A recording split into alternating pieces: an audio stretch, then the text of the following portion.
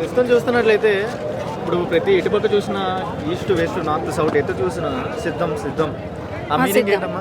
మేము జగననే సిద్ధం. అంటే అందరు సపోర్ట్ ఇస్తారు ప్రజలందరూ? ఇస్తారని తప్పనిసరిగా ఇస్తారు. అతను జగన్ గారి చేసిన దగ్గర నుంచి ఒక సిద్ధం అనే వర్డ్ వచ్చిందంటే ఆయన నమ్మకంగా నేను చేశానని ఆయన అనుకుంటేనే కానీ తప్పనిసరి నమ్మకంగా చేశారు అతను, అందుకే సిద్ధం అని చెప్పారు. ఓకే, మరి అన్నట్టుగానే ఆయన ఉన్న నమ్మకం ప్రకారం మీరు ఉంటారా సిద్ధంగా?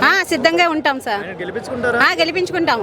అంటే ఇప్పుడు పెట్టిన చూస్తున్నట్లయితే ఈ అభివృద్ధి పరంగా గతంలో టీడీపీ గవర్నమెంట్ లోనే జరిగింది, ఈ గవర్నమెంట్ లో జరగలేదు అని ప్రచారం చేస్తున్నారు. కరెక్టే అంటారా? ఈ గవర్నమెంట్ లో అభివృద్ధి జరగలేదు అంటారా?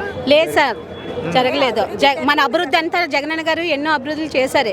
ముఖ్యంగా ఎడ్యుకేషన్ అని, వైద్యం అని, ఎన్నో రకాల నవరత్నాలు అన్నీ మనకు తీసుకొచ్చి ప్రజలందరికీ ముఖ్యంగా ఏం కావాలి, మన పిల్లల్ని చదివించుకోవడానికి మనకి ఎడ్యుకేషన్కి మెయిన్ ఎడ్యుకేషన్కి ఇస్తున్నారు మనకి భరోసా.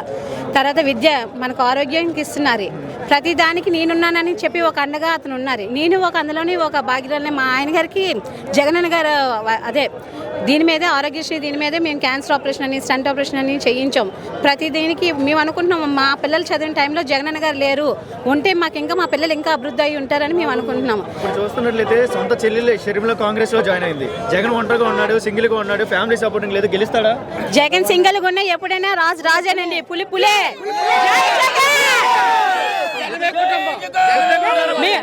మేమందరమే జగన్ కుటుంబం, మేమందరమే జగన్ కుటుంబం. షర్మిల అవసరం లేదు, ఎవరు అవసరం లేదు.